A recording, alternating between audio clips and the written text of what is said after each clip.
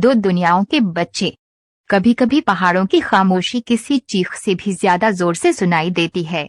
कभी कभी कोई छोटी लड़की अकेले गाती है, इसलिए नहीं कि वो अकेले गाना चाहती है, बल्कि इसलिए कि उसके साथ गाने वाला कोई और नहीं होता। और कभी कभी चांद से फुसफुसाकर मांगी गई एक इच्छा ऐसे दरवाजे खोल देती है जिन्हें कभी खुला ही नहीं जाना चाहिए था। काश मेरे पास एक माँ होती जो अंधेरा आने पर मुझे गले लगा ले। काश मेरे पास एक पिता होता जो मुझसे कहता कि सब ठीक हो जाएगा। लेकिन मैं यहाँ हूँ, इस धूसर आसमान के नीचे अकेली गा रही हूँ। मेरा छोटा भाई मेरे पास सो रहा है और मैं उसकी देखभाल करती हूँ, हालांकि मैं खुद भी अभी एक बच्ची हूँ। चांद, चांद, अपना नाम तो बता। डैश ये कहानी है बिया की, एक ऐसी लड़की की जो पहाड़ों के बीच अकेली रहती है। कहानी की शुरुआत तब होती है जब बिया एक पत्थर पर बैठी गा रही होती है। वह एक ऐसी धुन गा रही है जिसमें उसकी सबसे बड़ी इच्छा छिपी है, एक माँ और एक पिता जो उसके 5 साल के छोटे भाई माओ की देखभाल करने में उसकी मदद करें। अचानक एक चुड़ैल वहां दिखाई देती है। उसकी नजर माओ पर है। वह उसे अपने साथ ले जाना चाहती है।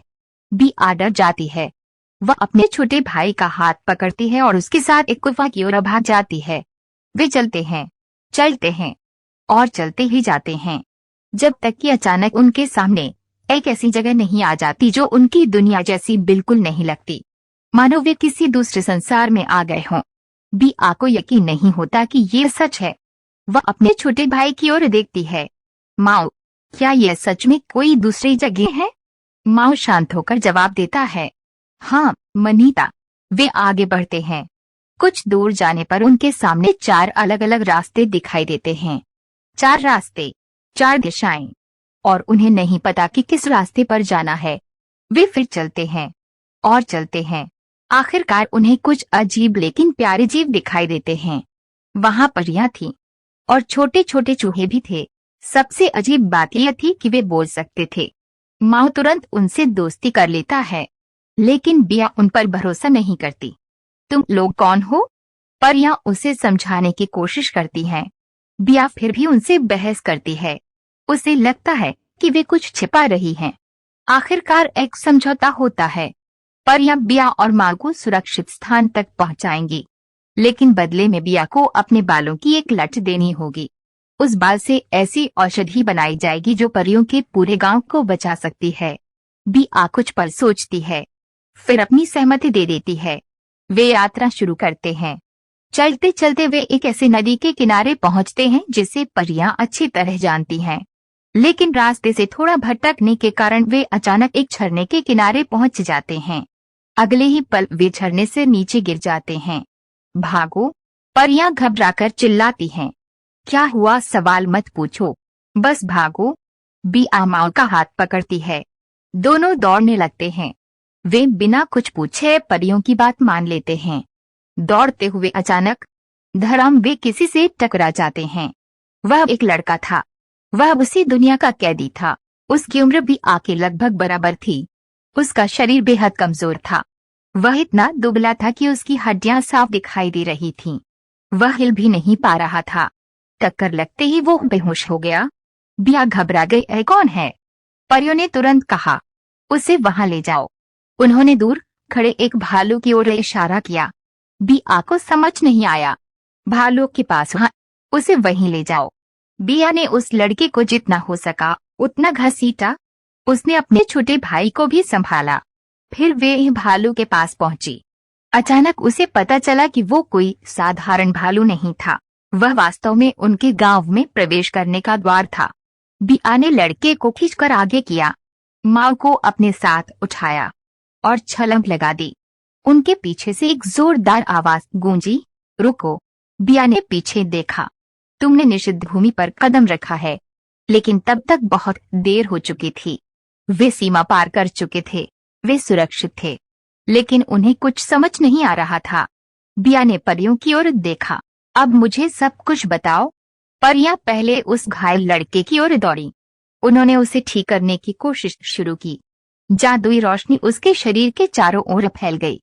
कुछ समय बाद उसकी सांसें सामान्य होने लगी। तभी परियों ने एक ऐसा रहस्य बताया जिसकी बिया ने कभी कल्पना भी नहीं की थी। वह लड़का कोई साधारण कैदी नहीं था।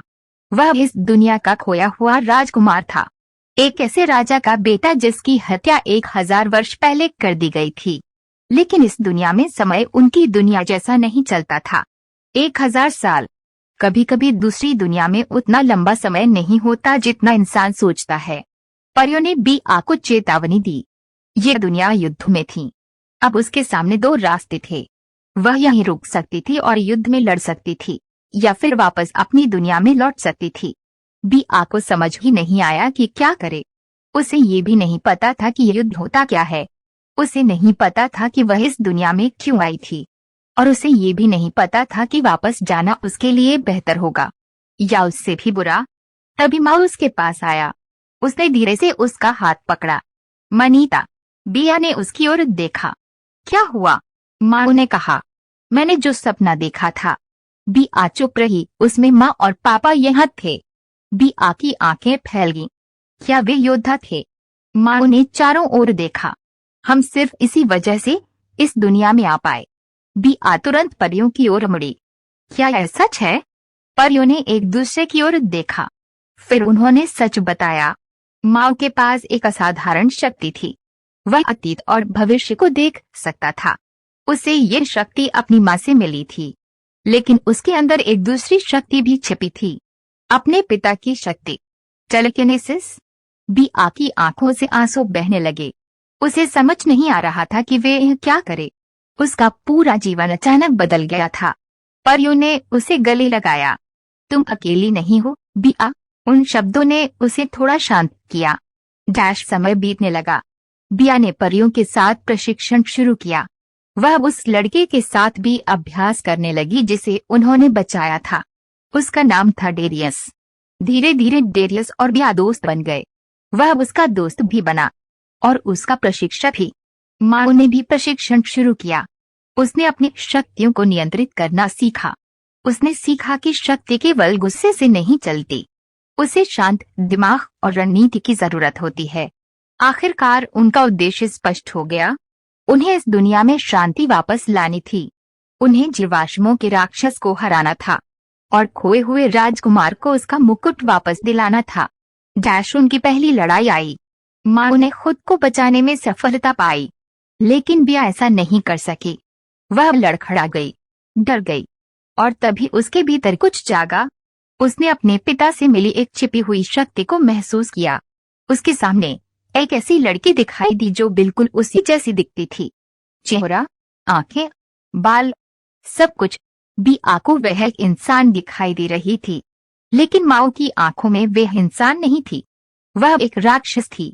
बिया उलझ गई। उसने हमला करने में संकोच किया। एक पल की वही हिचकिचाहट उसके लिए भारी पड़ गई। वह हार गई। जब बिया को होश आया, उसने परियों को सब कुछ बताया। परियों ने अपनी जादुई शक्तियों से जांच शुरू की और आखिरकार उन्होंने वह सच खोज निकाला जिसे इतने वर्षों से छिपाया गया था। बिया को अपना अतीत पता चला। उसकी माँ ने उसे बहुत छोटी उम्र में छोड़ दिया था। वह माँ को उसके पास छोड़ गई थी, लेकिन कहानी इतनी सरल नहीं थी। उसका पिता दो दुनियाओं से जुड़ा हुआ था। उसके पास अपना रूप बदलने की शक्ति थी। माँ की माँ निषिद्ध जादू का अभ्यास करती थी और उसने माँ को अपने उद्देश्य के लिए नियंत्रित किया था। दोनों के जुड़वा बच्चे हुए थे, लेकिन पिता माँ को लेकर भाग गया। वह उसे बिया की दुनिया में ले आया। जब माँ की माँ को इसका पता चला, उसने बिया की माँ की हत्या कर दी। उसके पिता ने उसे रोकने की कोशिश की, लेकिन वो भी जीवित नहीं बच सका। सच सामने आ चुका था। बिया रो पड़ी। माँ भी रोने लगा। दोनों भाई बहन एक दूसरे से लिपट गए, लेकिन माँ के भीतर दुख से कहीं ज्यादा कुछ था। उसके भीतर गुस्सा था, बहुत गहरा गुस्सा। अचानक उसकी शक्ति जाग उठी। उसकी आंखें नीली हो गईं। उसका शरीर जलने लगा। उसकी शक्ति उसके चारों ओर फैलने लगी। उसका शरीर बदलने लगा। धीरे धीरे वह उन जीवाश्मों जैसे किसी भयानक प्राणी में बदलने लगा। माँ, बिया उसकी ओर दौड़ी। माँ उसकी आवाज नहीं सुन रहा था। उसकी शक्ति बढ़ती जा रही थी। बिया ने उसकी आंखों में देखा। फिर उसने वही किया जो वे सबसे अच्छी तरह जानती थी। वो गाने लगी। वही गीत जो उसने अपनी दुनिया में पहाड़ों के बीच बैठकर गाया था। वही गीत जो उसकी माँ और पिता की इच्छा से शुरू हुआ था। वही गीत जिसमें उसने चांद से अपना नाम पूछा था। बिया गाती रही शुरू से अंत तक। माओ धीरे धीरे शांत होने लगा। उसकी नीली आंखों की चमक कम होने लगी। उसका शरीर वापस बदलने लगा और बिया उसे अपनी बाहों में लेकर रोती रही। वही गीत जिसने कहानी की शुरुआत की थी अब उनके जीवन को बचा चुका था। डैश यही था असली आरंभ। दो ऐसे भाई बहनों की कहानी जो ये तक नहीं जानते थे कि वे वास्तव में कौन हैं। दो दुनियाओं से जुड़े दो बच्चे। एक ऐसा अतीत जो उनसे छिपाया गया था और एक ऐसा भाग्य जो एक दिन उन्हें एक दूसरे से अलग कर देगा। लेकिन ये कहानी अभी खत्म नहीं हुई। ये तो बस शुरुआत है। समाप्त अभी के लिए।